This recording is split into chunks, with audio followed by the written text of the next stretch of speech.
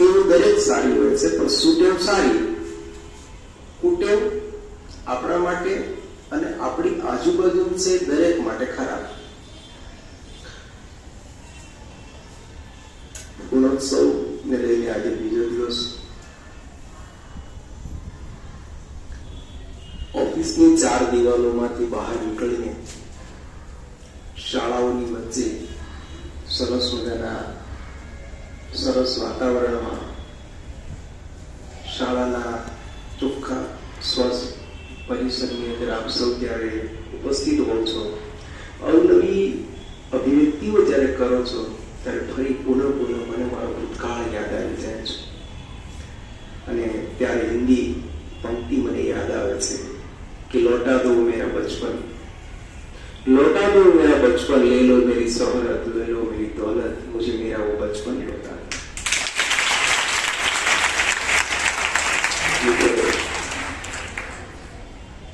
આનંદ નામનો માણસ જીવનમાં આનંદ શોધવા માટે ડિક્શનરીઓ શોધી મળ્યો. જીવનની અંદર આનંદ મેળવવા માટે કેટલી ડિક્શનરીઓમાં આનંદ શબ્દનો અર્થ ખોળો ગયો. અફસોસ, આનંદ એમાં જ નહોતો. મિત્રો, જીવન છે એ તો દુઃખની ભારી છે, દુઃખની પ્યાલી છે, દુઃખનો કટોરો છે. એને આપણે મીઠો કેમ બનાવવો એ આપણે જાતે શીખવાનું છે. એ જે પણ અભિવ્યક્તિઓ થાય છે, જે બધી વાતો થાય છે, એની અંદરથી શબ્દે શબ્દે, અક્ષરે અક્ષરે ટપકતો જે રસ છે, એ રસ આપણે જીવી લેવાનો છે. એનો સ્વાદ માણવાનો છે, એનો અનુભવ કરવાનો છે જીવનનો. કેવી મજા આવે સ્વામી વિવેકાનંદની વાત હોય. બેને સરસ મજાની પેલી ધાર કાઢતી રહેવું જોઈએ એની વાત કરી. સરસ મજાની અહીંયા સૂર્ય નમસ્કારની પ્રવૃત્તિ કરવામાં આવી. સરસ હે શારદે માં, હે શારદે માં. મને યાદ છે પીટીસીમાં હતો ને ત્યારે પીટીસીની બહેનો આ પ્રાર્થના કરતી.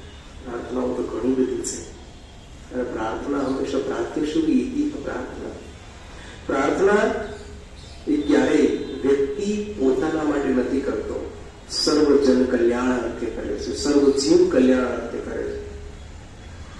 અને એમ કહેવાય કે દુનિયાનો આ શિક્ષક જે છે ને એ કાયમ પોતાના સંતાનો પ્રત્યે જેટલું ધ્યાન નથી આપતો ને એટલું ધ્યાન, એનાથી પણ વધુ ધ્યાન એ પોતાની શાળાના બાળકો પ્રત્યે આપે છે. જિંદગીનો મહત્તમ સમય એ શિક્ષકના સ્થાન પર આવ્યા પછી એ બાળકો પાછળ રહેતી, એના સમાજને પણ ભૂલી જાય છે, કુટુંબને પણ ભૂલી જાય છે, અને કાયમ પોતાના જીવનનું બલિદાન, જીવનનો અમૂલ્ય ફાળો શાળા અને શાળાના વિદ્યાર્થીના નામે લખાવી દે છે. વિદ્યાર્થી મિત્રો, મેં જે વાત કરી કે જીવન ખૂબ સુખદ છે, જીવન ખૂબ સુંદર છે, જીવન ખૂબ સુવાસથી ભરેલું છે. ઈશ્વરે એટલી બધી અગાધ શક્તિઓ આપણા શરીરમાં મૂકી છે, મનમાં મૂકી છે. કારણ કે દુનિયાની અંદર સૌથી સારામાં સારું, શ્રેષ્ઠ અને વિચારશીલ પ્રાણી કોઈ હોય તે માત્ર ને માત્ર મનુષ્ય છે. અને આપણે બધા મનુષ્યમાં છે. પણ એને નિરાશાની ગરકાવમાં નથી ફેંકવાનું, એને નિરાશાની ખાઈમાં નથી નાખવાનું.